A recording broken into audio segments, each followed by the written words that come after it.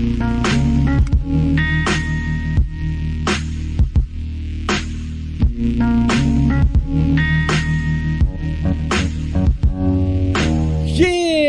boy. Yeah, how you like that? That's my new intro. No, don't do that again. Flavor Flav. We're not doing that again. Yeah, no, that's no good. That was no good. Oh, okay. Well, hey, everybody, it's what is this called? Doctrine and Devotion. It's a podcast that explores Christian faith and practice from a Reformed Baptist perspective and Jimmy's oppressive rules that don't allow for fun. My name is Joe Thorne. I'm the lead pastor of Redeemer Fellowship in St. Charles, Illinois. And I'm Jimmy Fowler, executive pastor at Redeemer Fellowship. Okay, what else you want to kill today besides the fun? What are you talking about? Well, you don't want to have fun. It's fine. No, I like having fun. I'm just saying. I was feeling it. You know, I thought I'd express it, and then you just kind of dumped all over. I feel like that was appropriating. It was not appropriating anything. Yeah. Nope. I wasn't wearing a giant clock around my neck. I was simply quoting Flava Flav. Quoting is not appropriating. Oh, okay. Okay. There you go. Well, Eric Mason would be happy. You know, you people are so sensitive, Jimmy. I'll just say that right now. Okay. Pastors. What are you talking about? Okay. What did you think? That just beat what I was going to do. You win that round. Yes. Okay. I'm glad at least I won something. Yeah, you win that round. This is good. So this is dropping on a Thursday, and you're still on vacation, and I'm still all by myself, feeling probably depressed and anxious. I will be in Jamaica. Are you going to reach out to me and say hi? Of course. Are you going to send pictures? Of course. Okay. All right. Well, I mean, you can check Instagram. No, I'm not. I'm not doing that. I want special Jofo limited. No, there's no such thing. Yes, there is. There's no the pictures that you would send me that you don't post on Instagram. That's stuff just for me. Has that ever happened? Of course, you send me stuff that you wouldn't post on social media. You crazy? You want me to start sharing some of the stuff? No, now you're making me sound bad. No, it's not bad. It's just stuff that's not necessarily going to go. Yeah, there's like memes out there. You know, not just memes. I mean, like photos of the things you're doing or whatever. Well, yeah, my food that I'm cooking. Whatever. That's what I'm saying. Okay, fine. Okay, I do actually now have over there a nice big grill with a smoker, and I plan on smoking chicken, smoking ribs. You do know that barbecue in Jamaica is different from barbecue in Texas. Why are you? You're really trying. You're really trying to annoy me. I know. You're really trying to annoy me. And I want you to know, as soon as you said that, you do know, and I was like, all right. Oh, we had such a great argument earlier today about this stuff that none of you probably might not understand, but it was just, I just had to do it. All right. Anyways, and I plan on making, that one's not going to be the grill. But I want to make some oxtail. I'm just really excited. You like, is oxtail actual tail of an ox? I'm asking. Well, not like a cow is fine. Yeah. So it's called oxtail, but it's the tail of a bovine of some sort or whatever. Okay, cool. Yeah. So it's really good. It's very rich. It's kind of close to the butt. It's rich. Yeah, I guess. It's a cocoa flavor. Yeah, okay. It's very earthy. But yeah, like, it's good. It's so good. I wanted to make it here. Is it an actual tail? Is it actual tail? It's the meat stuff, right? I mean, underneath. You take off the skin and everything out. You boil it. So a pressure cooker. Okay. It's really bony. So surprisingly, does the meat come off the bone and then you just eat that? Yeah. But but thing is, you eat it and you still have like a bunch of bone fragments. Yeah, I'm not down. And you got to no. But it's really rich and it's nice. Okay. And it's cheap. Yeah, obviously. Yeah, because ain't nobody want to eat that. It's good. Yeah, but it's full of flavor. Like you do it right, it's full of flavor. So I've never done it here, and I want to do it here. Yeah. Because I have a nice. Save that for Greg and Andrew and all your close friends. I have a nice pressure cooker. Yeah. No, you're my close friend. Oh yeah. Okay. Yeah, heard that before. What do you mean you heard that before?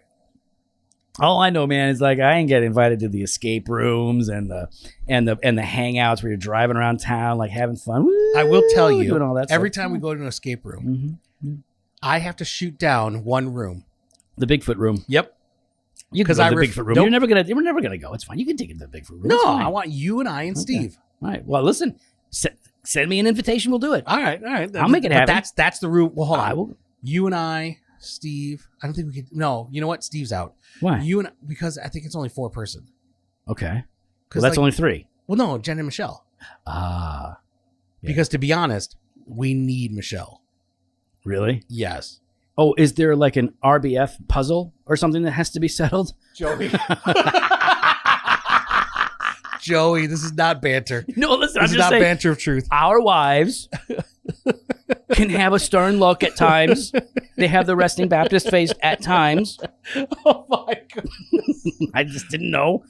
Yeah. Okay. No, Michelle's really good. Yeah. Well, see, that would be more fun if they weren't there then, because then we could do it all on our own and show them we don't need them. But I don't need them. I watch these. This is the horror movies I watch, or escape room horror movies. I know how to solve all the stuff and survive. Joe, you can't pick up a conversation. Yeah. Without having someone explicitly tell you. Yeah. The context and point ahead of time. That's only true when out of nowhere, like we haven't had any text communication. But that's we the whole haven't had point. any text That's the whole point of escape room. There are clues in the escape room. No, you're not going to get it. Yeah, I get it. I've done escape rooms. Have you ever won? Yes, of course. On your own? With Jen and the kids. So yeah, like not only I was handicapped. Whoa. Yeah. Hold on, Jen and the kids. Yeah. Did Jen do all the work? No. It was all you? Yeah. Okay. Come on, man. All right. Yeah. See, in our relationship, it's all Michelle. Yeah. Yeah, she's because you do everything else. She's the one thing Michelle does is escape rooms. I'm being so mean to everybody today. Which is not true. No, of course it's not true. I wouldn't say. You know the calls I get from guys? Like, you know the calls I get like, bro, you get away with everything. I'm like, what are you talking about? Like, your wife leaves you alone. She lets you do what you want.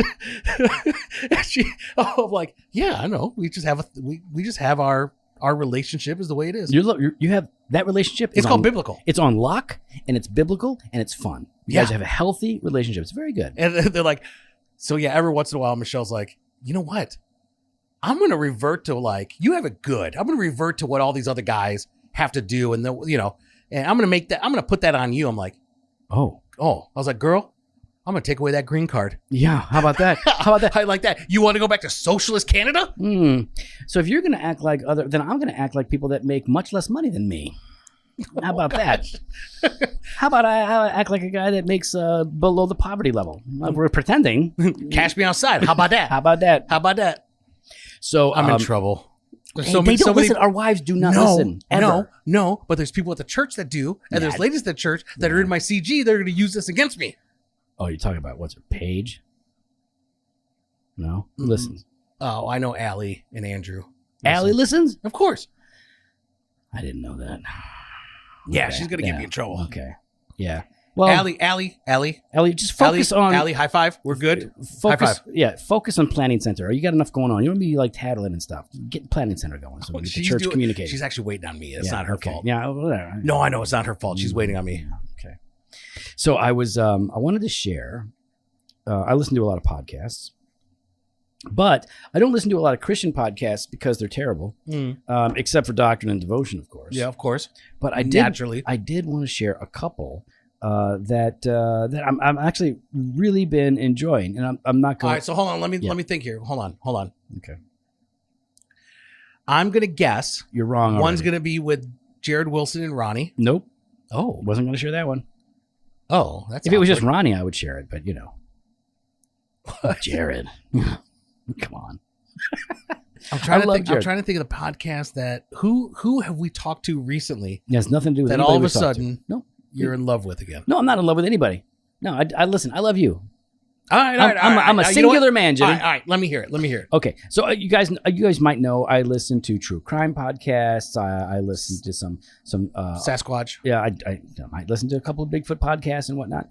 But honestly, the thing that I want to encourage you guys to check out, we don't have any connection to them. It's called the Man of God Network, and it's from Covenant Baptist Theological Seminary. I've not heard this at all. So the Man of God Network produces a number of podcasts. Okay. So there, you'll get like... Who does it? Who do I...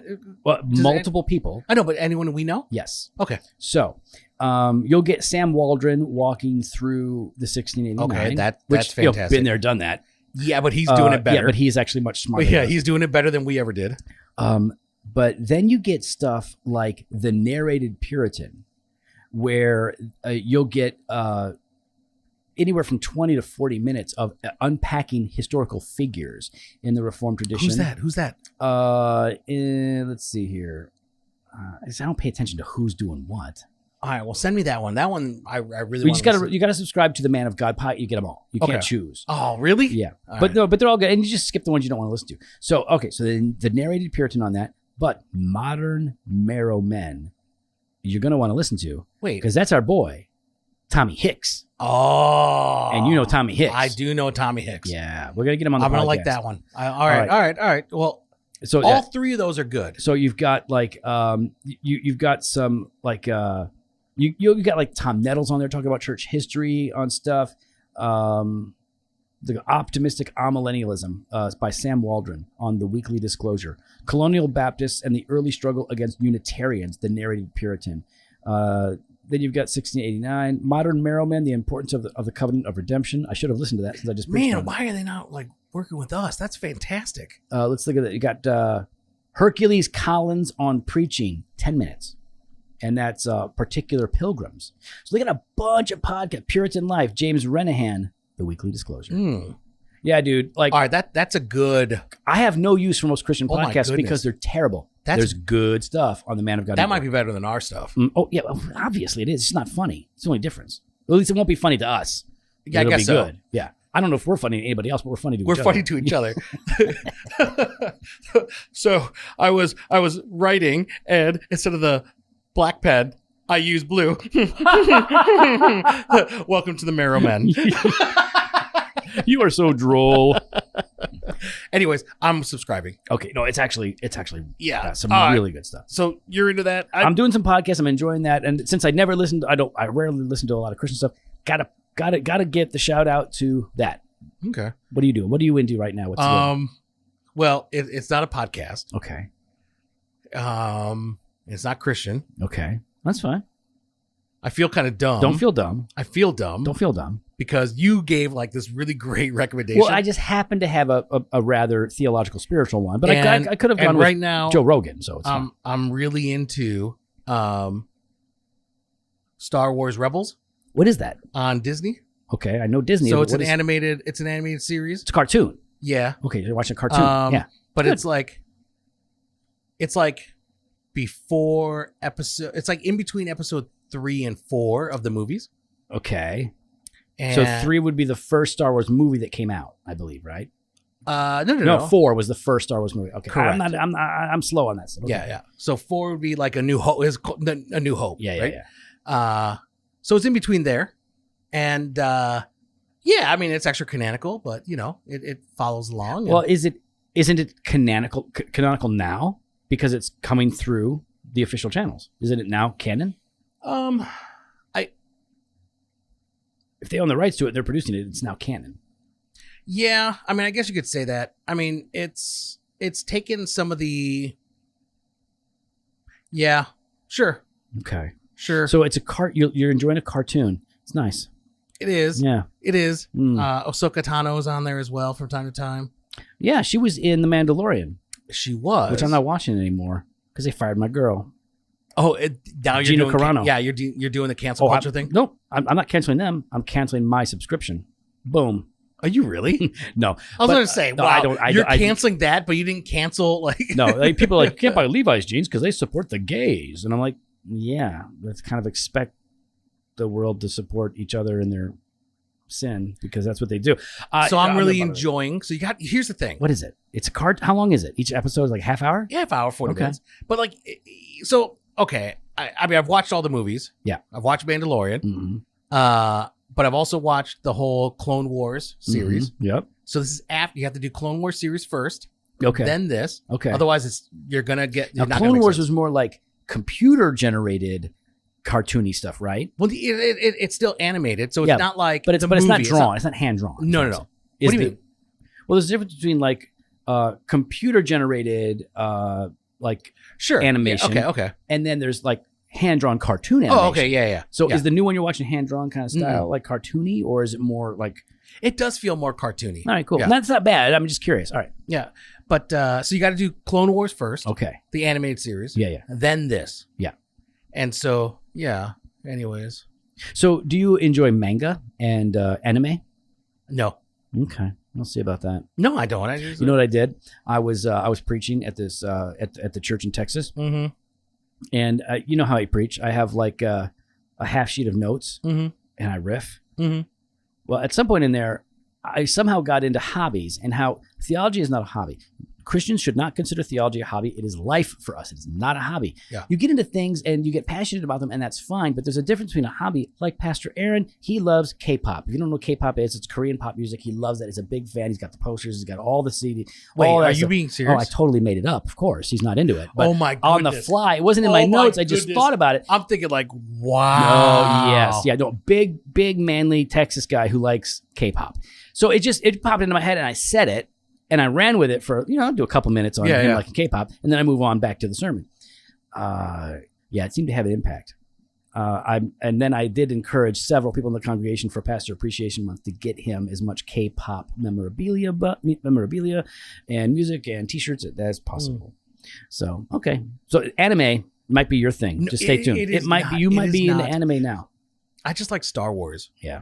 I think that's really it. I like Star Wars. Yeah, you like the story. You like the whole world that's been created. Yeah. And as a guy that I'm not into it, I really enjoyed The Mandalorian. Yeah.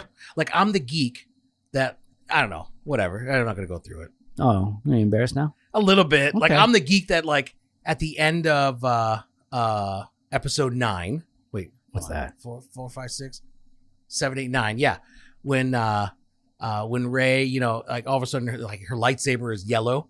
I don't know what that is. Anyways, her lightsaber is yellow. Okay. And I'm like, what's wrong with that? I'm the geek that's like going, oh, that means she's a keeper of the temple. That's the color of the guard.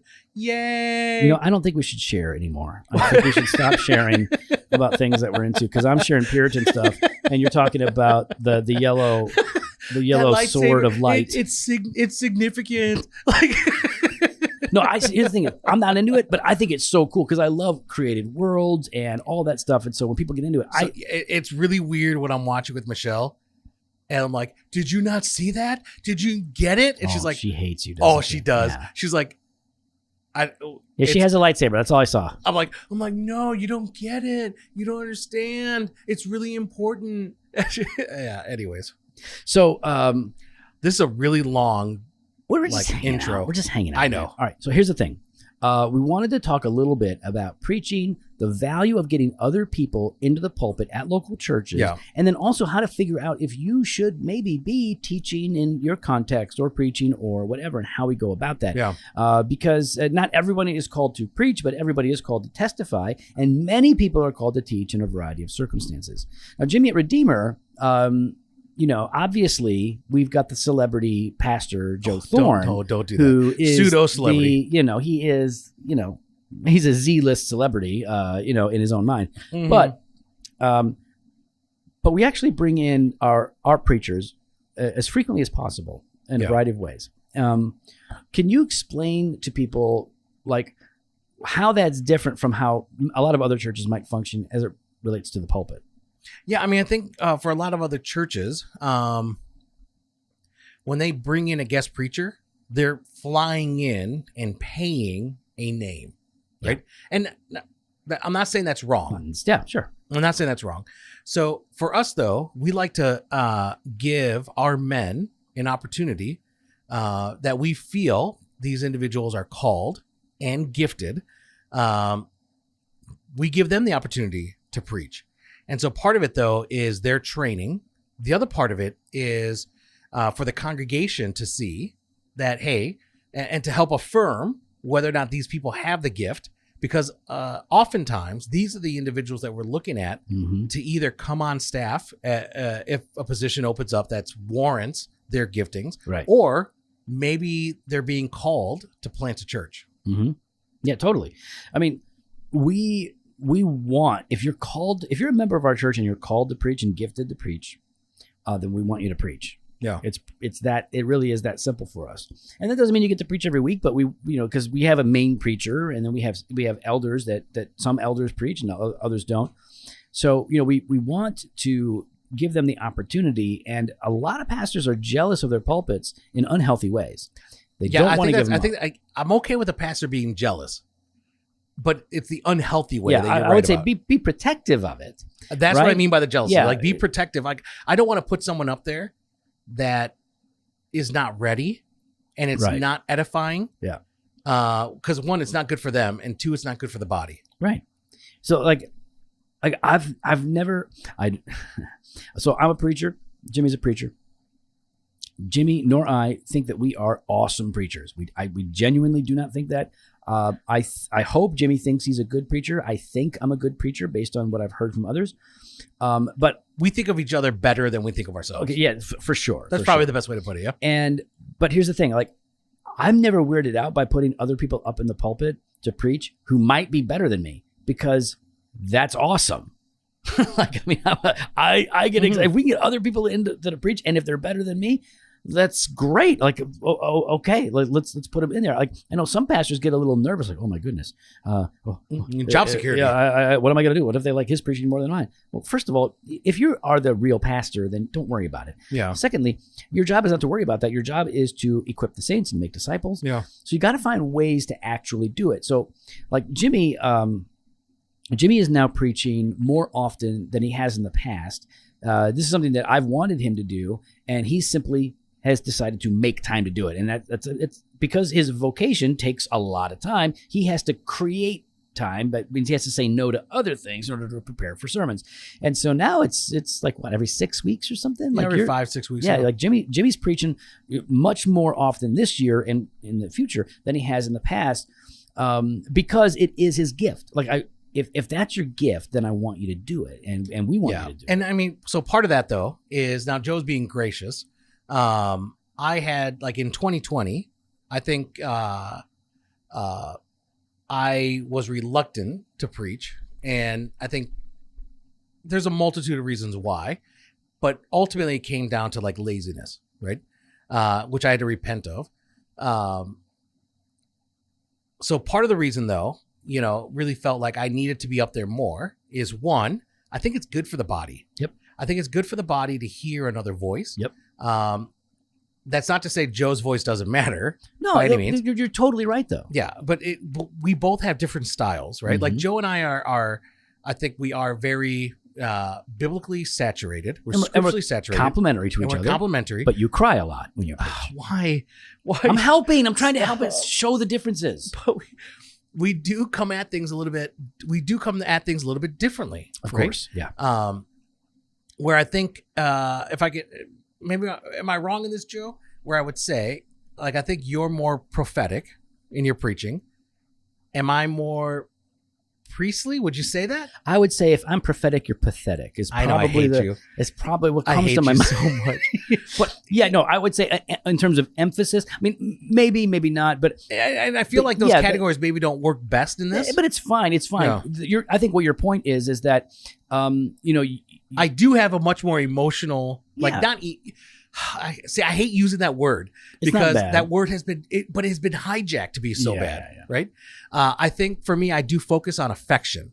I focus on an affection in the heart, and not to say you don't, because you do.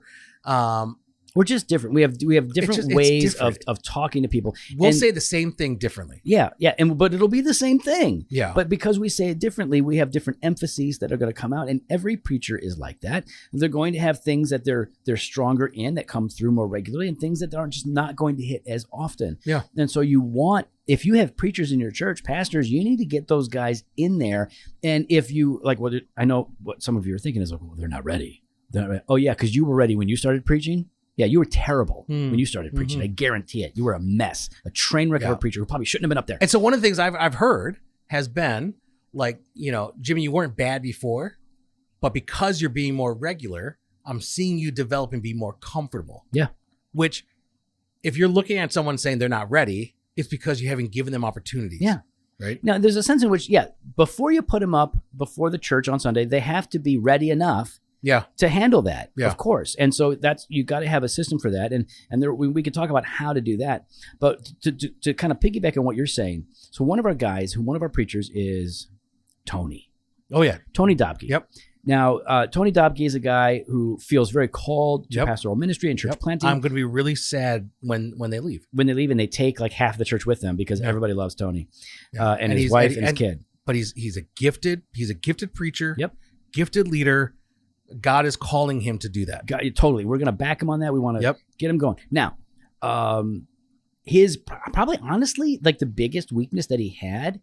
Have you told him this before you tell it on air? Of course, is that he needs more reps preaching. Yeah. He just doesn't have enough reps. So And here's what you notice.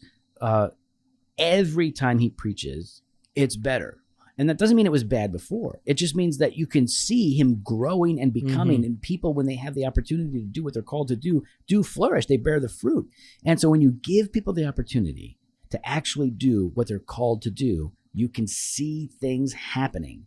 And I mean, I have no hesitation to put Tony up in our church or to send him out to any other church to go and preach. I'll put any of our preachers up. I have sent Tony to other churches. You know, when they ask for help, I'm like, this is the guy. This is the guy. He's fantastic. I love him. Tony killed it when we weren't having worship services for a few months, and we had Tony preach in my place in front of a camera that was broadcast. Yeah. And he killed it. It was fantastic. It was so good. And that's a really awkward, weird thing to try to do. Yep. And it was great. It was really, really good.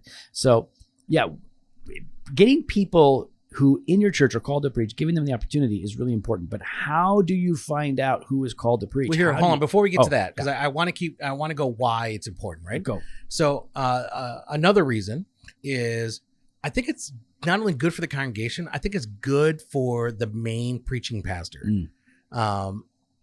Because oftentimes they're alone up there. And I think I've said this in the past, but give them the opportunity to go and enjoy the gathering. Yeah. The same way you get to go and enjoy the gathering. Sure. Right? Totally. For a lot of pastors, they're on every week. And so giving them the opportunity, a regular rhythm to rest and enjoy sitting under the preaching of the word, being able to sing the word and pray the word on a Sunday morning gathering. I mean, why wouldn't you want that for them? And I think that's actually going to be good longevity for them. Yeah. I mean, why is there a lot of pastors that are what's the word called? Burning out, right? Yeah. Even, tires got to be rotated, right? Like, give them an opportunity to rest and relax, and to enjoy the gathering with their family. And so you're blessing them, Totally. Giving them rest and giving them an opportunity and their family an opportunity.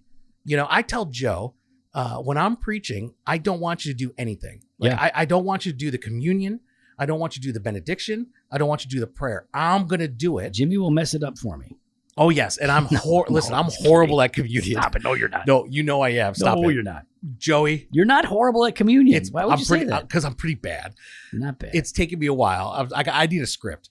You just need to stop using the weird illustrations about Star Wars when you're doing the Lord's Supper. Just stop doing that. Just stop doing that. It'll be fine. But I do that out of my, I want to serve the church. It's a real break for me. I want to serve the church, and I want to serve Joe, and I want to serve his family. And I want it where Joe, this is, now me personally, because of my love for Joe and his family, I want them to be able to experience what others get to experience, where they could either go have brunch or breakfast and go to a service, or go to a service and then go have brunch or lunch, right? Like, I want him to be able to enjoy that rest on a Sunday morning the same way we all get to enjoy that service. And I think that's important for your preachers. I think that's important for your lead pastors. And I think you're going to see there's long-term benefits and returns on their long-term health by doing that. So that to me is really important, not just for the people, but for the pastor and their family. Now, I have had the question, and I'm going to answer this question. I'm going to answer this real fast. Someone once asked me recently, Joe, because you and I are still going through the same sermon series. Yeah. I don't do a one-off. Right. They go, does it feel it's got to feel disjointed for either me or you? For you to jump in and hit a part of Revelation. And I told him, I said, I don't think so. At least not for me. Yeah. Because I know I'm the backup preacher. So every week I'm doing my personal devotions, but I'm also studying whatever text Joe's preaching on Sunday morning. So it's the same. I'm doing the same study, that Joe's doing, maybe not as in depth, but I'm still doing the same study. And Joe's doing the same thing. He knows what text I'm preaching through. And we often talk about the text. Yeah. And so Joe and I are very aligned on the direction, because what I don't want, especially in Revelation, Yeah. is, Joe's coming from a certain view and I don't share that same view and I give something conflicting to the congregation. Yeah, that would be weird. That would be really weird if for some reason I was, post-millennial or whatever, or pre-millennial. And I'd rather you be Post Malone, but go ahead. if I was coming about Revelation in some way, and so Joe and I have to be aligned. Yeah. And so we are using the same resources. We have the same habits. And we have the same theology. And we have the conversation throughout every week. So it's not disjointed for us. So whether it's Joe or me, you're getting the same thing said differently. Yeah. And honestly, I don't put any other preacher in Revelation. I just won't. And it's not because that they can't handle it. It's not because that they wouldn't be a good preacher. It's because I know that you and I are on the same page as we're working our way through that book. Yeah. So, I'm not going crazy. No, you're not going pre-mill. You're not going post-mill. If you go post-Malone, like I said, that's fine. So I would say that definitely is a comfort for me. And it's not disjointed for me because I know that when Jimmy steps into Revelation, I don't have to worry about it. Like I don't worry. I know you've got it. It'll be good. It'll be good for the people. It'll be good for me. And we just go. So for me, that's really good. So let's talk about this. How can churches find preachers or people that are called to preach in their churches? Because I'll tell you this, a lot of churches, especially big churches, don't have a plan or a process by which they can discover and train up preachers to step into that particular pulpit. No, and you're right. I valued right at the beginning coming to Redeemer and seeing that there was a process, even though I had preached before, being able to have a process like Leadership Lab or Preaching Lab where I could get plugged into and be evaluated and practice was really crucial for me. Talk a little. So that's how some churches are doing it, right? So one of the things that they'll do is they'll say, "Hey, we're going to have something. It's a preaching lab, leadership lab, whatever it is, but it's an opportunity for people who feel or sense a call to teach or preach to a small gathering of people who will evaluate them, give them constructive feedback, positive, negative, helpful, so that they can become the best communicators that they can be in whatever sphere that they're called to teach in, if they are called to do that." So we do that, and we get to find out, like, holy smokes, I didn't expect that. That guy can do it. Like, this person is good to go. Like, let's get them more training. Is that what happened when I came up there? When I came up and I preached for the first time at Leadership Lab, were you like, oh man, let me put it this way, Jimmy. He's so great. You didn't come up. You came down from the mountain of communing with God like Moses on Sinai, with your face glowing with glory. You came down having been with God, and we heard it, and we said amen. I was so nervous that day, that Saturday. I remember waking up at 5:30. Are you serious for Leadership Lab? Yes. I was like, oh, I don't want to look stupid. Too late. Oh, what? Oh, that was harsh. Maybe you had a real man's haircut instead of that ponytail. Maybe that would change things up a little bit. Just saying. I'm getting my hair cut on Friday. Don't. It's nice and long. Nope. Yeah, Jimmy's hair is finally like kind of rock and roll long. It's always long. It's always long. But now look at it. Take it out. No, dude, it's going down. You know why? There's only because you don't like what's cool. No. Look how long you look like Jason Momoa. No, or you look like Jason Samoa. But it's the same thing. It's the same basic idea. I just made that up. That was really good. Oh my gosh. I was about to say Jason Muchmoa. And then you said Samoa. Oh, that was so much better. Oh my gosh. I made myself laugh. I like that. No, Joey, it's too long, Joey. No, it looks so good. Oh my gosh. Do you know how long it takes to do my hair? It shouldn't take any time. Yes, it does. I've had long hair much longer than that. Look how flat this is. You know how long it takes to blow dry? Yeah, I used to have long hair much longer than that. I know. It takes too long. There's no volume here. Okay, here's what you do. Every morning. All right, let me. Can I break it down? As a bald guy, can I break it down for you? Go ahead. Here's what you do. You wake up in the morning, you take your shower. You don't run a comb through it, ever.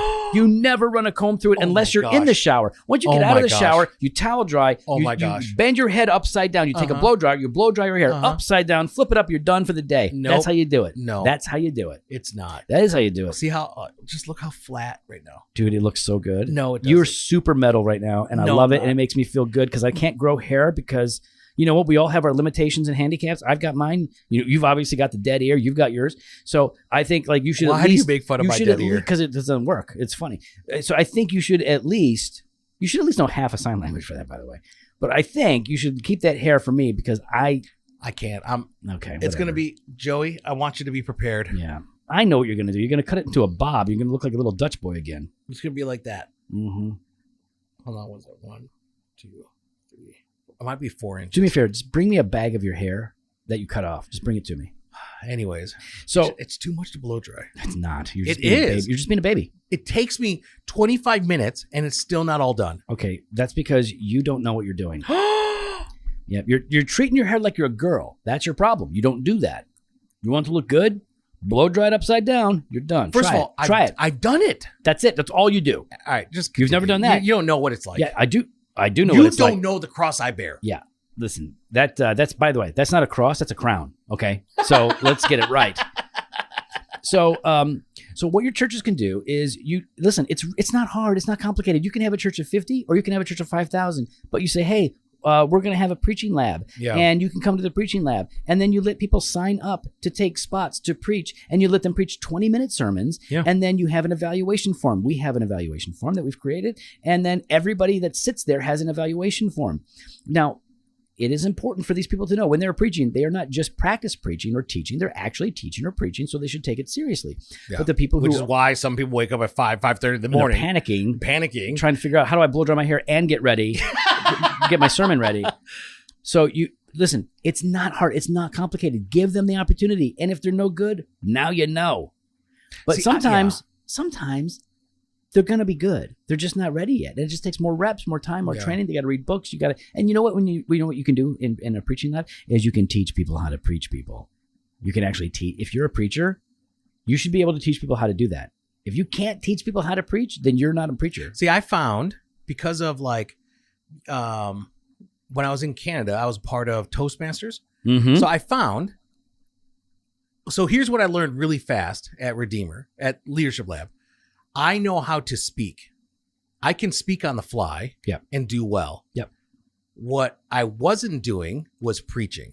Do you know what I mean? Yeah, no, there's a difference. There's a difference. And so now, the former does help the latter. It does. Yep. But I learned real fast. I'm like, oh, I can't just wing it. Like I can wing a speech. Right. And so You can't wing the preaching of the word, though. It doesn't. And so that was really helpful for me and beneficial for me to say, okay, I need to continue to grow in this. Right. And this was an avenue for me to grow. There's a level of preparation that's necessary for preaching. Now, for everybody, it's different. I think Piper used to say, I think he said sometimes like he really doesn't even get going until Saturday. He starts prepping on Saturday. Saturday, I remember reading it. Yeah. So I think he reads the text. He'll dwell on the text. He might read 1 or 2 little. What I read is he didn't do much of anything till Saturday. No, it was very minimal. I heard nothing till Saturday. I'm just saying. He hated the Bible till Saturday. That's what I heard. Stop. Okay. It was very minimal.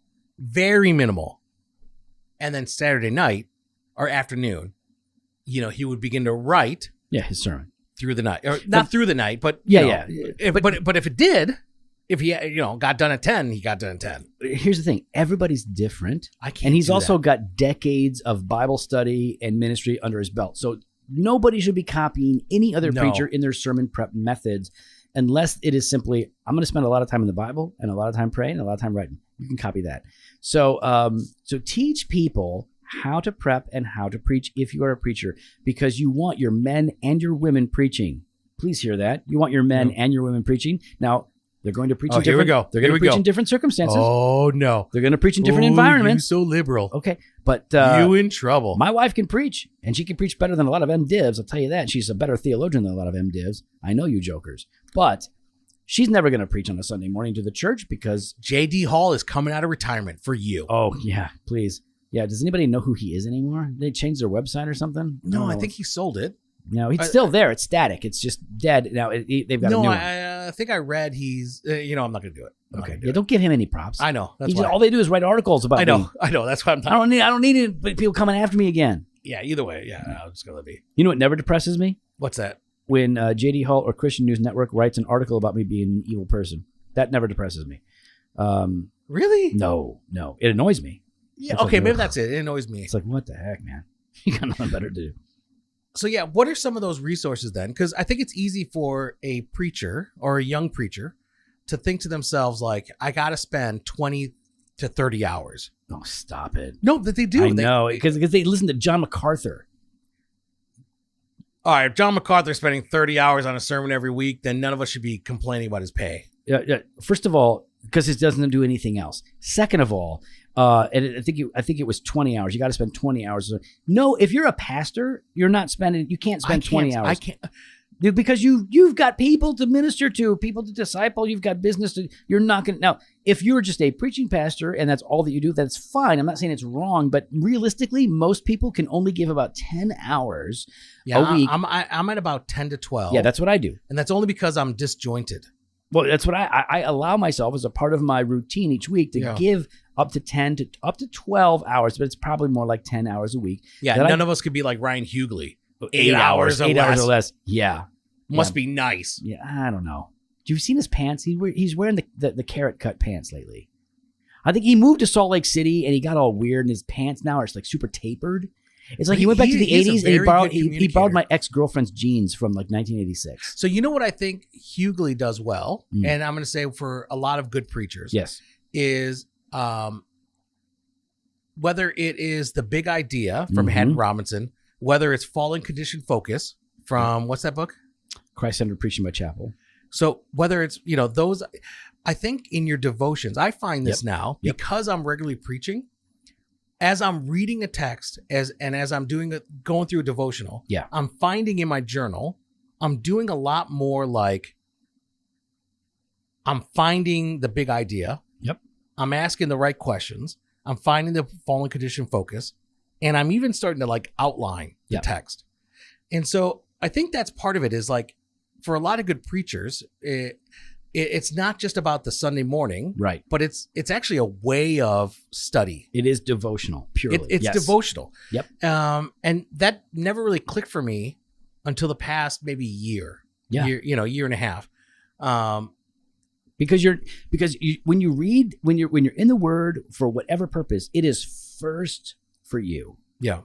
And if you get into the habit of, okay, so what is the heart of this for me? What is the heart of, and I don't mean that in a purely subjective way. I mean, like, what is the principle here that is being taught? And then how can I articulate this for me? Like, you have to distill that stuff down so that you can preach it to yourself. And then once you've experienced it, now you're jazzed up and empowered to preach it to other people. And Hughley does that. By the way, get Hughley's book, 8 Hours or Less. Yeah, it is actually a really good book. So you said resources. Chapel's book. First of all, there's some classics. Haddon Robinson, it's a good book. You should have it. You know what? I love that book. Christ-Centered Preaching, great book. Get that book. You know what? I'm going to throw this out there for just hermeneutics. Yep. Playing by the Rules by Stein. Stein is great. Stein is awesome. I think that's a must-have. It's a really, really good book. There's a book by John Kessler called... Oh, you're going to bother me. Grace, Wisdom, Folly, Folly, Grace, something like that. Yep. It's a great... So John Kessler... Link that. That's a really good one. I'll link it in the show. John Kessler on preaching. It is one of my favorite books. It's kind of like a casual, practical theology of preaching, really important and different from the Haddon Robinson Chapel stuff. These are the resources that are going to help you figure out not only how to preach better, but how to help others preach or teach better in their respective environments. Yeah. So get on it, man. Get on that and make sure as you're doing devotions, if you're looking at that, as you're doing devotions, start to learn how to outline. Preach to yourself. Outline the main idea, big idea, quote unquote, or what we would say, like the sermon summary. Yep. Big question, big answer. Put them together. Boom. Boom. And they're like, get in that practice. That's really going to be crucial for you as a preacher. Once you've done that for yourself, that's why Piper can just go. Yeah. Because he's already done it. That's his whole life. It's devotional, reading the word, and he's preaching it to himself. Boom, and he can go. Well, we'd love to hear your thoughts. You can follow us online on Instagram and Twitter @DocandDevo or on Facebook /Doctrine and Devotion. You can head to the website, drdevotion.com. There you can contact us. You can sign up for the email blast. You have the store, jofostore.com, and grab some gear. Fresh pod every Monday and Thursday. We got some blog posts and video content over at the website, and all access Banter of Truth on Tuesday, Weekday Wisdom Monday through Friday. Every weekday you get a devotion. It's good stuff. DrDevotion.com/all access. Later.